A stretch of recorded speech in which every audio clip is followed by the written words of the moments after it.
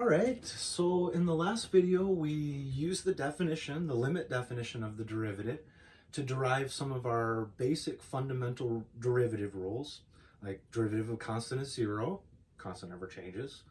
Derivative of x with respect to x is just 1. Derivatives are well behaved with respect to sums and differences, so we can split those apart. And with that, we were able to do all linear functions. We needed one more rule, the power rule, in order to be able to do all polynomial functions. And so I gave it to you, but we didn't actually prove it. So this time we want to actually go through and prove it. The proof is a little bit hairy, but once we're done, and we can just use the rule forevermore. Okay, so power rule goes like this. Derivative with respect to x of x to the n. So I've got some power on x, yeah? This is bring the n down, multiply n times x to the subtract 1, n minus 1. Okay, that's the rule, power rule. And now we want to actually prove it by definition. So let's remember what the definition is. Limit as delta x goes to 0 of f at x plus delta x minus f at x over delta x.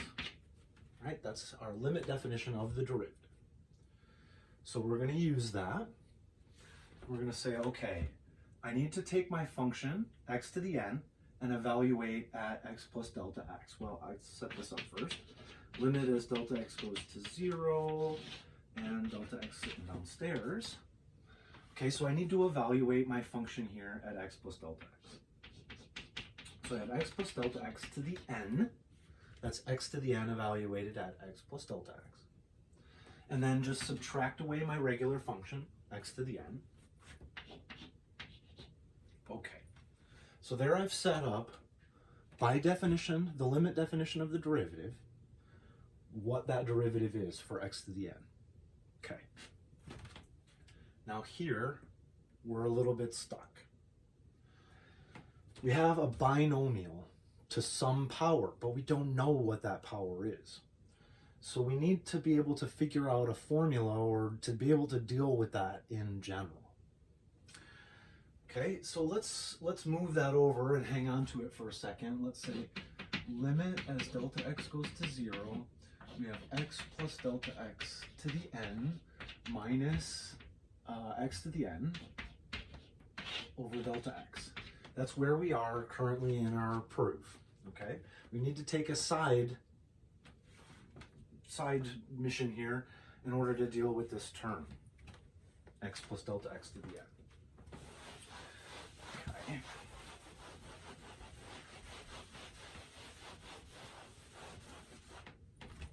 So what we're going to look at, or what we're talking about, is called the binomial theorem. Binomial theorem.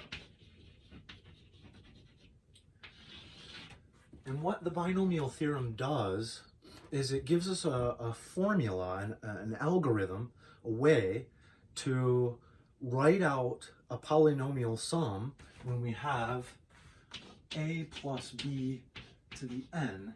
We know that, the first term is a to the n and the last term is b to the n, but then we've got the sum of all these combinations in the middle. So rather than having to distribute everything out and then add up all the like terms and all that, we do have a way to get at them. You've probably seen Pascal's triangle, right? Where we have 1, 1, 1, 2, 1. We add the two previous, so 1, 3, 3, 1, 1, 4, 6, 4, 1, and so on. Those are the coefficients that come in front of these various terms when we distribute out, right? So that's a plus b to the first. This is a plus b to the second. So we're going to get a squared plus 2ab plus b squared, right? And here a plus b cubed and so on, right? So we get a cubed plus 3ab a squared b plus 3ab squared plus b cubed. So these coefficients are what are coming out in front. Now, using Pascal's triangle to derive those, what if my power is 100 or 1,000 or something? I don't want to have to write out 1,000 lines of Pascal's triangle. Well, luckily, it turns out there is a function, the choose function, that will output those coefficients for us. Okay, so we need the choose function.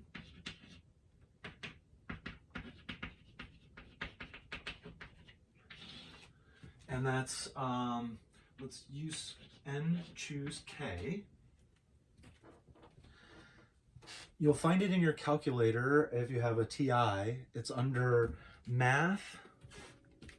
You go to math, then probability.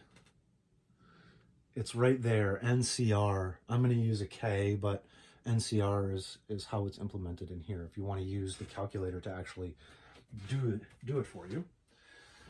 Okay, the choose function will output these coefficients. And the way that we write that, n choose k, is like this. There's like a shorthand for that, n choose k.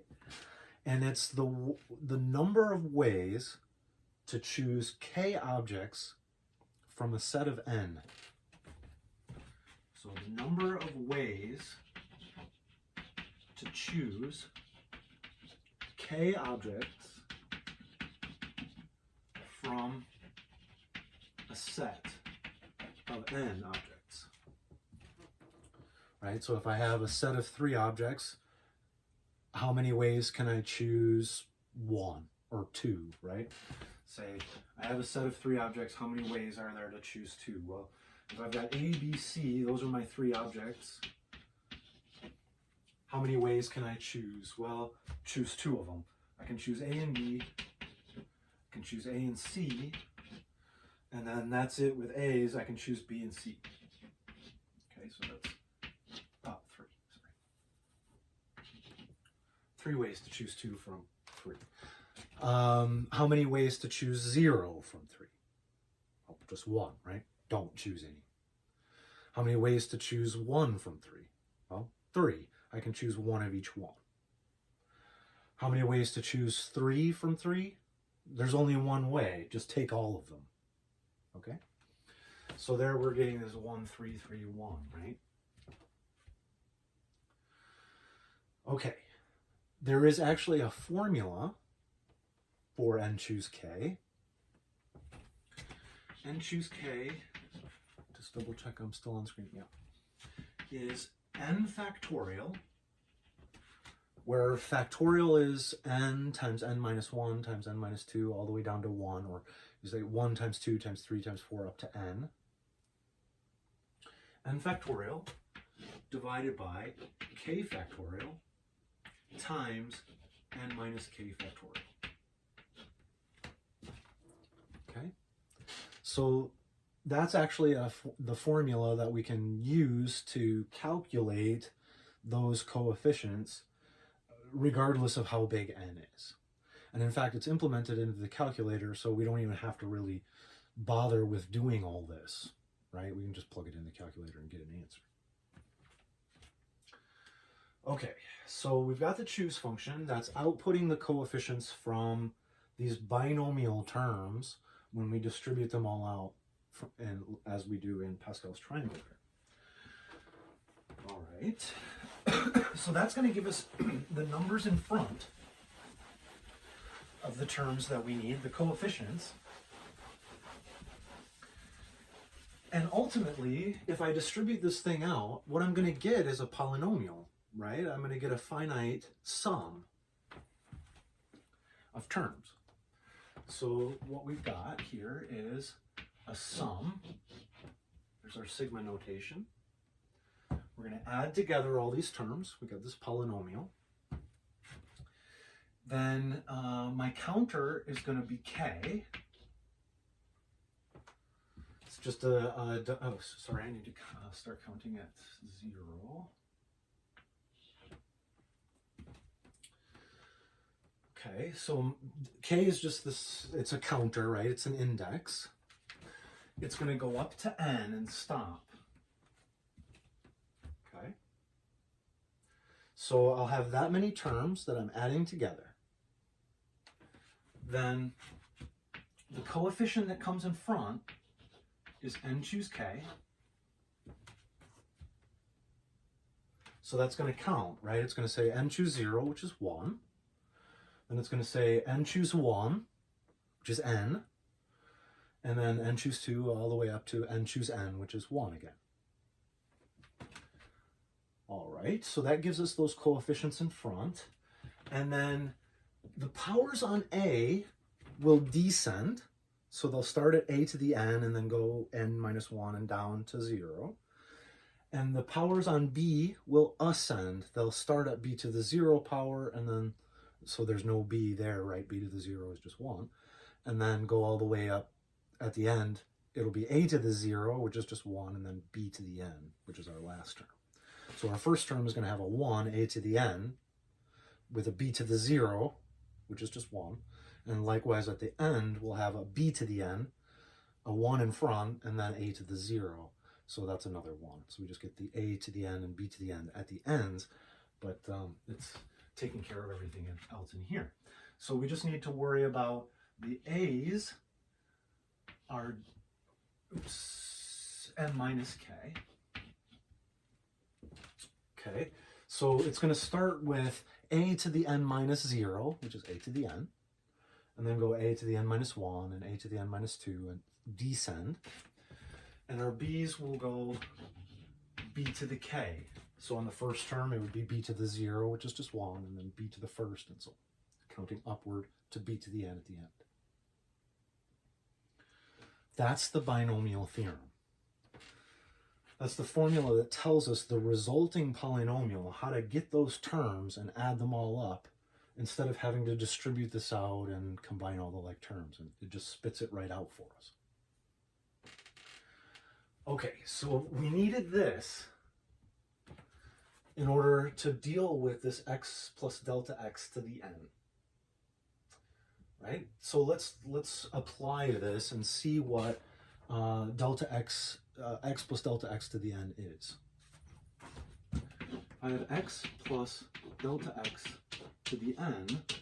This is going to be the sum from k equals 0 to n of n choose k. And I'm going to have x to the n minus k, delta x to the k. All right.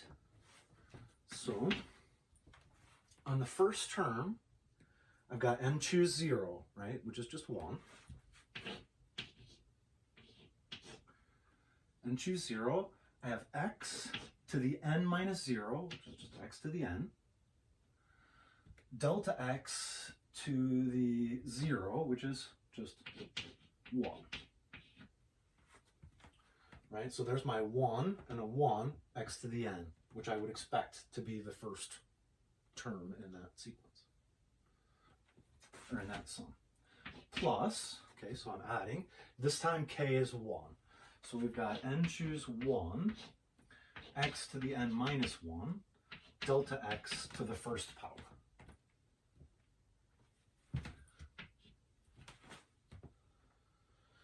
Okay, then just to show you the pattern, we got n choose 2,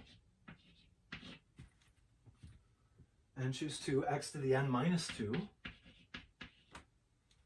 delta x squared, plus dot, dot, dot, dot.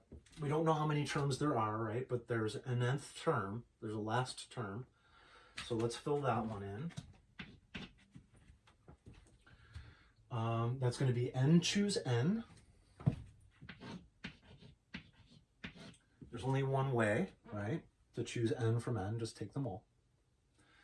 Then I'll have x to the n minus n, which is just x to the 0, which is 1, and delta x to the n, because now k is equal to n, delta x to the n. And so that gives me that delta x to the n at the end. It's just 1s in front, okay? So as we would expect. All right, so all of this background stuff, just to be able to deal with and write out what this actually is. So now we have it, right? We have we can rewrite this now. I wrote it so big, I can't put it back in, so I guess I'm gonna have to rewrite it anyway. Okay.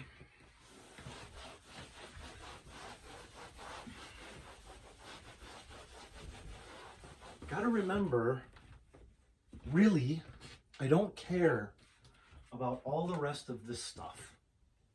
And why do I not care about all the rest of that stuff? Well, because actually it's everything from here on. I don't care about any of this stuff. Because remember, our whole goal the whole time is to pull out a common factor of delta x and simplify this divide by 0. So everything else out of here, or beyond here, has a higher power of delta x in it than 1. So if I pull a delta x out of it to simplify off, there's still going to be a delta x left in it. When that delta x goes to 0, all that stuff's just going to vanish. That's why I say I don't care about it. They still have delta x's in. They still have a factor of delta x in, so they're just going to vanish away. They'll be 0 when we make the limit go to 0, right? Okay, so just a note that all the rest of that stuff is really not all that important. I mean, it's there, but it's ultimately going to just go to 0. Okay, so we're back here and we're just filling in what we just worked out using the binomial theorem. We have, this is, I'm just going to save myself some trouble. We have x to the n here, just a 1x to the n, plus, we had n choose 1, x to the n minus 1 delta x, plus n choose 2, x to the n minus 2 delta x square, plus dot dot dot, plus, let's make our life easy. We know that's just a delta x to the n at the end, right? N choose n is 1, x to the 0 power is 1. We've just got delta x to the n hanging out at the end, just as we would expect, right? X to the n at the front and delta x to the n at the end. Okay, so that's our x plus delta x to the n. Then we had a minus x to the n. That's making me very, very happy, because the only thing upstairs that does not have a delta x in it is this x to the n. Every other term here has a delta x in, so there's a common factor of delta x that I can pull out in order to simplify. The only thing that didn't was that x to the n, so I'm very, very happy that that's going away. So that's gone, right? Boom. Now everything else that remains has a factor of delta x in it. So I'm just going to simplify one of those factors of delta x out, which will get rid of this divide by 0. It'll become a 1, right? Delta x over delta x is 1. So I have the limit as delta x goes to 0. This x to the n is gone now. This here is just 1. So I have n choose 1, x to the n minus 1. Plus, now one of those factors is going to simplify off, but there's still one left over. That's, you see, this is what I'm talking about a second ago. So we have n choose 2, x to the n minus 2, delta x to the first power, because I simplified 1 off, right? And then dot, dot, dot, so on. I'm simplifying one of those out, so that would be delta x to the n minus 1.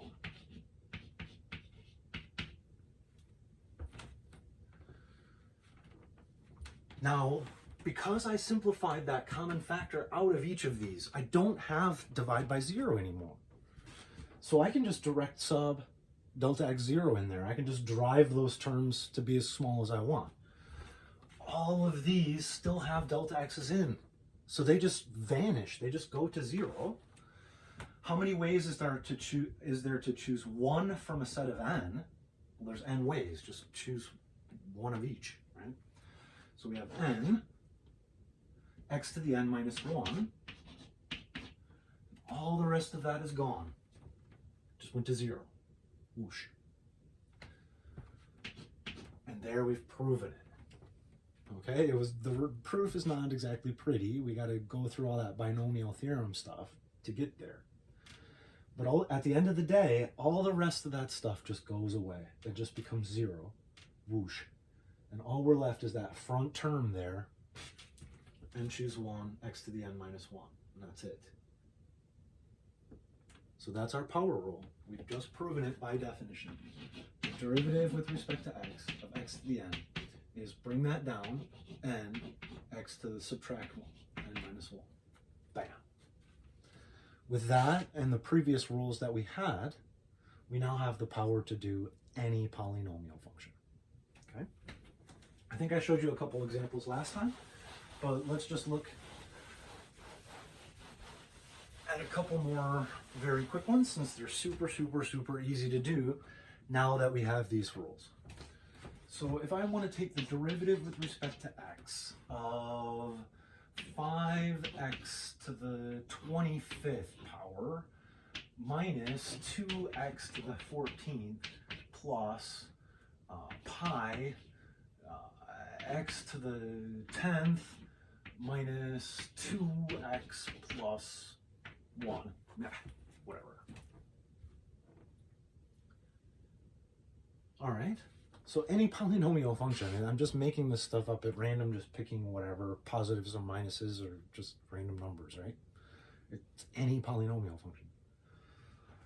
So, and in fact, any this works for rational exponents as well. So any roots and stuff like that, we're good to go as well. Maybe before I just thought I should mention that. If I have x to the 1/2 power, square root of x, same deal. Same deal. Bring the power down, 1/2. Subtract 1, x to the negative 1/2. Well, that says drop it downstairs. 1 over 2, x to the 1/2, which is the square root of x. Like that. Yeah? So the power rule works just as well for those. It doesn't have to be a natural number or whole number. Okay, so let's finish this one. Super, super, super easy.